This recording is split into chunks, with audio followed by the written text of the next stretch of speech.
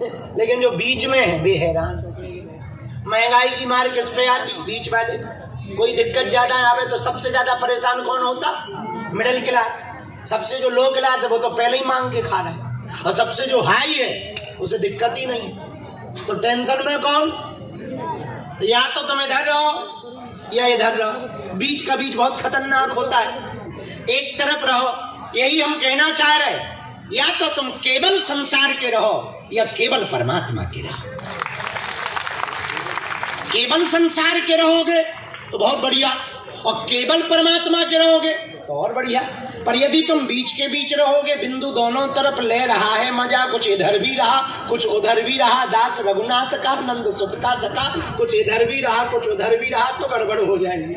एक तरफ रहो, या तो उधर रहो या इधर रहो। इधर रहोगे तो उधर की टेंशन ना लेना, और उधर रहो तो इधर की टेंशन ना लेना।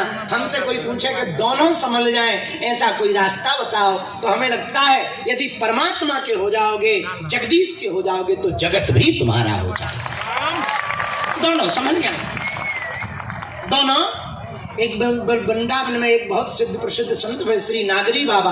आहा, नागरी बाबा एक राजा के यहाँ पर कार्य करते थे। अचानक वैराग्य जागा।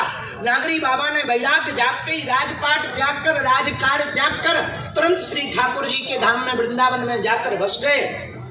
उसी समय उनके राज्य में जहां वो रहते थे अकाल पड़ा, भयंकर परेशानी आई, तो राजा ने मंत्रियों को भेजा कि अब कोई यदि बचा सकता है इस मुसीबत से तो केवल नागरी बाबा बचा सकते। तो मंत्रियों ने आकर कहा कि राजा ने विशेष प्रार्थना की, रिक्वेस्ट की कि 2 दिन के लिए आप चलो और घर साम्राज्य को जरा ठीक कर दो, आपके अलावा कोई ठीक नहीं कर सकता। बाबा ने कहा ठीक है। बाबा ठाकुर किशोरी जी के दर्शन करने के लिए बरसाने में गए। बोले हम प्रणाम करके आ रहे, चल रहे। जैसे ही दर्शन करके लौटे, झाड़ू लगाने वाली ब्रिज की एक देवी, ब्रिज की एक माता जी थी, वो झाड़ू लगा रही थी। झाड़ू लगाते लगाते बाबा वहीं से निकले। उसने तुरंत कहा, ए बाबा एक तरफ हट, एक तरफ हो जा, एक तरफ हो जा, एक तरफ हो जा। ये 3 बार शब्द कानों में गूंजे। बाबा समझ गए क्या बढ़िया सूत्र दिया है। उधर जाएंगे तो उधर के नहीं रहेंगे, इधर से भी चले जाएंगे, और यदि इधर रहे तो उधर से चले जाएंगे। इसलिए एक तरफ रहने में ही फायदा है। जब झाड़ू लगाने वाला कहता है कि एक तरफ रहना चाहिए, तुरंत नागरी बाबा ने राजपाल मंत्रियों से कहा, अब हम एक तरफ हो गए हैं, दोनों तरफ नहीं रहेंगे। आज से हम यही तरफ के हो गए, उस तरफ के नहीं रहेंगे। इसलिए मेरे पागलों, हम तुमसे भी प्रार्थना करना चाहें, यदि हम भगवान की तरफ हो जाएंगे, हम लोग सब जीवात्मा हैं, जीवात्मा जब परमात्मा की तरफ हो जाएंगे तो संसार भी सध जाएगा, जीवन भी सध जाएगा, जीवन का सुख भी मिल जाएगा और भगवान के भजन का सुख भी मिल जाएगा। यदि हम कहें कि हम संसार की तरफ हो जाएं, भगवान की तरफ ना रहें, तो क्या फायदा? बोले फायदा तो कुछ नहीं है, घाटा ही घाटा है।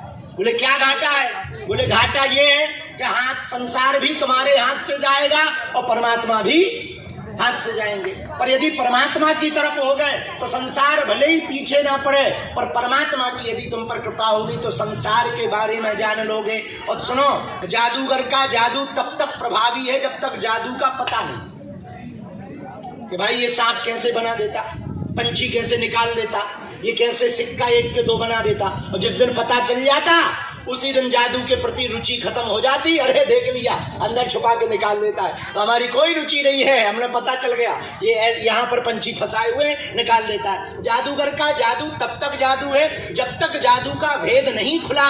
वैसे ही संसार तब तक तुमको अद्भुत लगेगा जब तक संसार का भेद नहीं खुला, और परमात्मा को जान लेने के बाद संसार का भेद खुल ही जाता है तो संसार नीरस लगता है, केवल भगवान ही सच लगता है। इसलिए गोस्वामी जी ने भी कहा, भगवान शंकर ने भी अपनी वाणी से कहा, उमा कहो मैं अनुभव अपना, सत हरि भजन जगत सब सपना। उमा, ये संसार सागर के लिए एक बात हम कहना चाहते। बोले क्या क्या स्वामी जी? बोले उमा कहो मैं अनुभव अपना, मेरा अनुभव है, बात नहीं कह रहे, कथा नहीं कह रहे। बोले क्या? अनुभव है, प्रैक्टिकल, दिस इज प्रैक्टिकल। बोले क्या प्रैक्टिकल? बोले सत्य हरि भजन, भगवान का भजन ही सत्य है। सत्य हरि भजन जगत सब सपना, संसार सागर सपने के समान है, केवल भगवान का भजन ही सार है, बाकी सब बेकार।